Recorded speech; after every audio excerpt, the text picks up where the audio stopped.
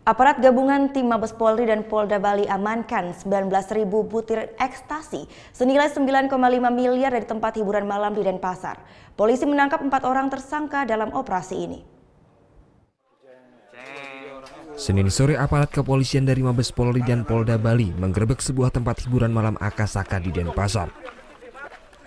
Dalam operasi ini, polisi mengamankan 19.000 butir pil ekstasi senilai 9,5 miliar beserta 4 orang tersangka, yakni pengelola klub beserta 3 tersangka lain, Budi Liman, Iskandar, dan Dedi Setiawan yang sebelumnya sudah ditangkap terlebih dulu di Jakarta.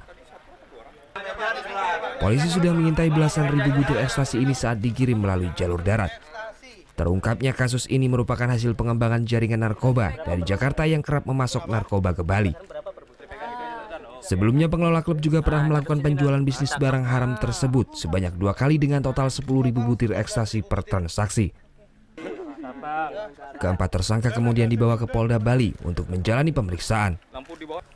Rencananya para tersangka akan diperiksa lebih lanjut di Mabes Polri Jakarta.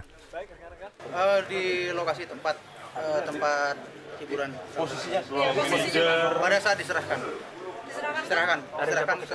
dari tersangka yang tadi saya sebutkan salah satu kepada manajer. Oh, diserahkan. Memang kiriman dari luar?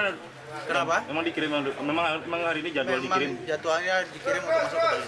Dari mana itu, Bang? Dari wilayah Jakarta kemudian melewat Surabaya ke Bali. Usai penggerebekan, pintu masuk klub dipasangi garis polisi.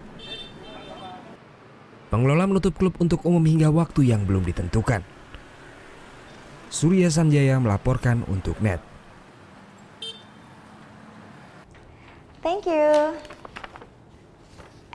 Udah selesai nonton beritanya? Jangan pergi dulu dong. Subscribe dulu dan nonton tayangan lainnya di sini. Subscribe, nonton lagi. Subscribe, nonton lagi.